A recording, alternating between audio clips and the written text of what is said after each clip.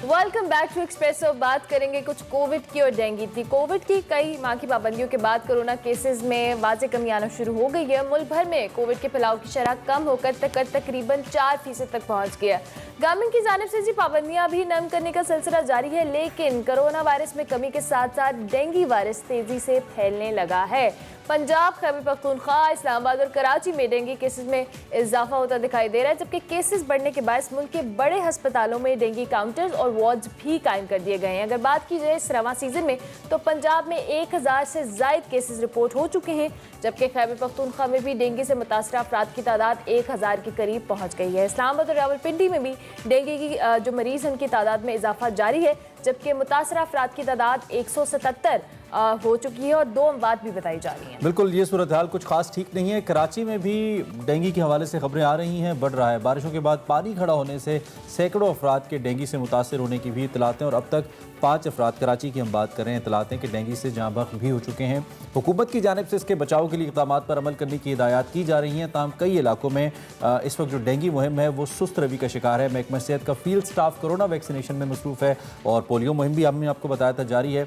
दूसरी जानिब अमले की कमी के बायस इस वक्त जो डेंगू मुहिम है उसमें तातुल भी है और मुश्किलात भी हैं। डेंगू के बढ़ते वार पर गुफ्तगू करने के लिए इस वक्त हमारे साथ chairperson dengue expert advisory Punjab doctor Somia Iqtidar मौजूद हैं। उनसे ज़रा बात करते हैं, उनसे पूछते हैं कि इस वक्त सूरत हाल कितनी आउट ऑफ कंट्रोल, कितनी अंडर कंट्रोल है। Somia, thank you very much for joining us. जितनी इतलात हम तक हैं, फिल वक्त सिचुएशन आउट ऑफ कंट्रोल तो नहीं है, लेकिन हो सकती है।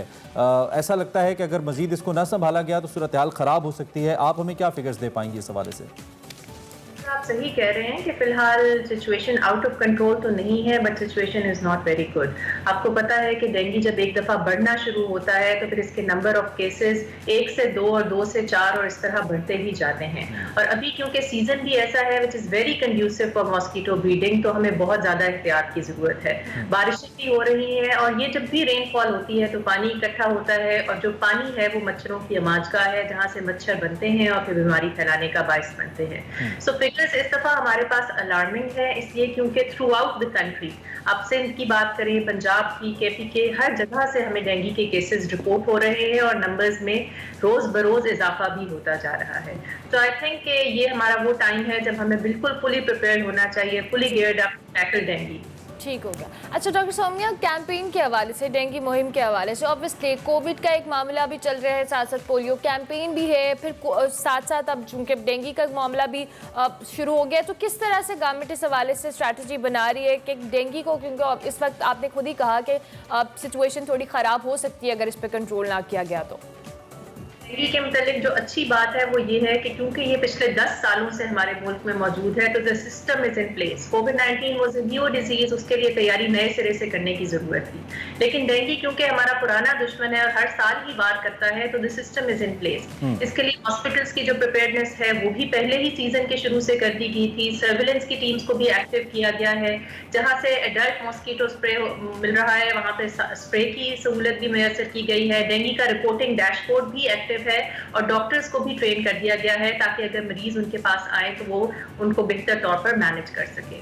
सो आई थिंक डेंगू में इस लिहाज से हम थोड़े कंफर्टेबल होते हैं कि ये नई चीज नहीं है और हमारे लोग इससे वेल एक्लिमेटाइज्ड हैं। उनको पता है कि डेंगू के पेशेंट्स को कैसे देखना है, हॉस्पिटल्स को पता है उन्होंने कैसे अपने डेंगू वार्ड्स को फाल करना है, डेंगू काउंटर्स को किस तरह एक्टिव करना है और हाई डिपेंडेंसी यूनिट्स में किन पेशेंट्स को भेजना है।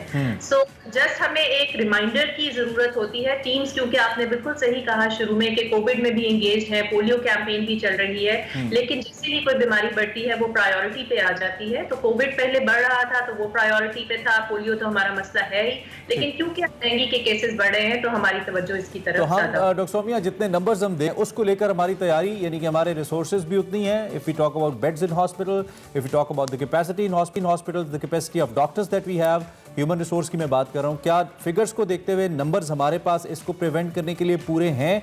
नंबर 1। नंबर 2, क्या हम इस वक्त फोकस ये कर रहे हैं कि डेंगू को बढ़ने से ही रोका जाए या हमारी तैयारियां अगर बढ़ जाए तो उसके बाद की हैं, ये भी हमें बताइएगा। मैं क्योंकि क्लिनिकल बॉडी है डेंगू एक्सपर्ट एडवाइजरी ग्रुप और डॉक्टर्स की ट्रेनिंग को लुक आफ्टर करती हूँ, तो हमने इस साल में 3000 से ज्यादा डॉक्टर्स को ट्रेन कर दिया है ताकि वो के पेशेंट्स को डील कर सके। जहां तक सर्विलेंस टीम का हवाला है, तो वो भी उनके भी नंबर्स को इंक्रीज किया गया है, जो हम स्टाफ एंगेज करते हैं सीजन में स्पेशली ताकि सर्विलेंस एक्टिविटीज को इन्हांस कर सकें, वो भी हो चुका है। खासतौर पे जो पिंडी और लाहौर की डिस्ट्रिक्ट जो कि हॉटस्पॉट हैं इस दफा, इनमें स्टाफ जो है वो सर्विलेंस एक्टिविटीज बहुत तेजी से कर रहा है और जिन जगहों पे लार्वा ज्यादा मिल रहा है वहाँ स्वीपिंग एक्टिविटीज भी की जा रही हैं।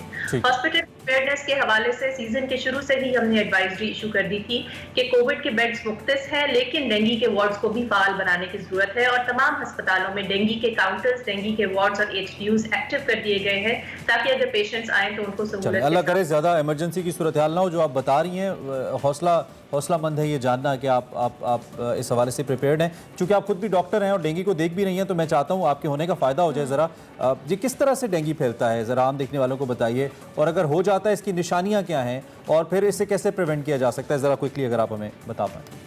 डेंगू मच्छर के काटने से फैलता है। ये मच्छर एक स्पेशल टाइप का मच्छर है जिसे हम एडीज मॉस्किटो कहते हैं। इस पे धारियां होती हैं, व्हाइट स्पॉट्स होती हैं, इसे एशियन टाइगर मॉस्किटो भी कहते हैं। मच्छर की बाइट से वायरस आपके जिस्म के अंदर दाखिल हो जाता है और फिर बुखार की कैफियत करता है।